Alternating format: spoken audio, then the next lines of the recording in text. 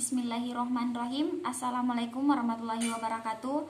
Perkenalkan, nama saya Sri Darmawati, Prodi Agroteknologi. Terima kasih atas kesempatan yang diberikan. Untuk mengefisienkan waktu, saya akan memaparkan sedikit materi tentang fisiologi pasca panen. Pernapasan dan pola pernapasan pada hasil panen.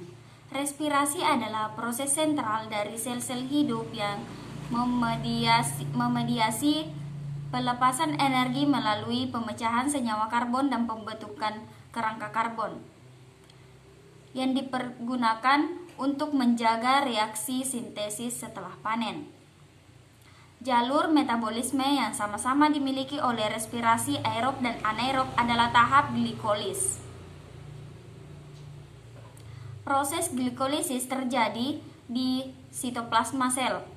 Ketersediaan oksigen tidak berpengaruh terhadap proses terjadinya glikolisis. Maka dari itulah, baik respirasi aerob maupun anaerob sama-sama diawali oleh glikolisis. Pembedaan antara respirasi aerob dan anaerob adalah ketersediaan oksigen di dalam sel. Sedangkan, jika oksigen tidak tersedia, akan terjadi respirasi anaerob. Respirasi anaerob ini kemudian lebih dikenal dengan istilah fermentasi. Nah, adapun laju respirasi dapat dipengaruhi oleh beberapa faktor. Yang pertama adalah ketersediaan substrat. Tumbuhan dengan kandungan substrat yang rendah akan melakukan respirasi dengan laju yang rendah pula. Demikian sebaliknya, bila substrat yang tersedia cukup banyak, maka laju respirasi akan meningkat. Nah, yang kedua adalah ketersediaan oksigen. Ketersediaan oksigen akan mempengaruhi laju respirasi. Namun, besarnya pengaruh tersebut berbeda bagi masing-masing spesies dan bahkan berbeda dengan organ pada tumbuhan yang sama. Yang ketiga adalah suhu. Semakin tinggi suhu, semakin tinggi laju respirasi.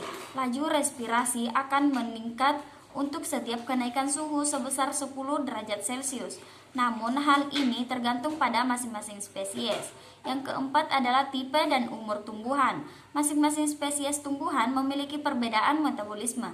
Dengan demikian, kebutuhan tumbuhan untuk berrespirasi akan berbeda pada masing-masing spesies. Tumbuhan muda menunjukkan laju respirasi pada tingkat yang lebih tinggi dibandingkan dengan tumbuhan yang lebih tua. Demikian pula pada organ tumbuhan yang sedang dalam masa pertumbuhan. Nah, adapun tahap pengemasan hasil pertanian.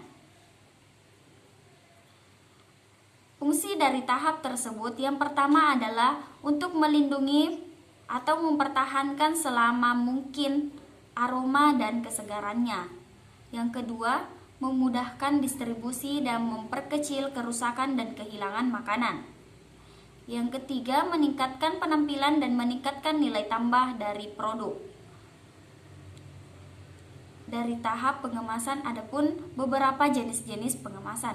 Yang pertama adalah jenis kemasan plastik, yang kedua adalah jenis kemasan kertas, yang ketiga adalah jenis kemasan gelas, yang keempat adalah jenis kemasan logam.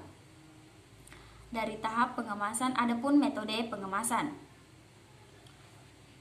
Pengemasan dengan menggunakan kemasan aluminium foil. Pemilihan kemasan aluminium foil ini bisa menjadi salah satu cara untuk meminimalisir masuknya udara atau bakteri ke dalam kemasan makanan. Pengemasan dengan menggunakan kemasan vakum bag dan plastik vakum. Metode pengemasan hampa udara yang dilakukan pada saat proses vakum bag packing dan memperkecil kerusakan, komposisi gizi dan kontaminasi bakteri yang sangat merugikan. Pengemasan dengan menggunakan metode nitrate flusing. Cara penerapan nitrate flusing pada kemasan makanan adalah dengan menggunakan mesin yang memberi tekanan nitrogen di dalam wadah sehingga oksigen terganti seluruh oleh nitrogen, kemudian wadah disegel dengan cepat dan rapat. Pengemasan atmosfer termodifikasi merupakan salah satu cara untuk meningkatkan umur simpan pada bahan pangan termasuk produk hortikultura. MAP dilakukan dengan modifikasi komposisi udara di dalam kemasan sehingga dapat menekan laju respirasi buah-buahan. Nah, itulah tadi materi dari mata kuliah fisiologi pasca panen. Sekian dan terima kasih. Billahi fisabilillah haq, fastabikul khairat. Wassalamualaikum warahmatullahi wabarakatuh.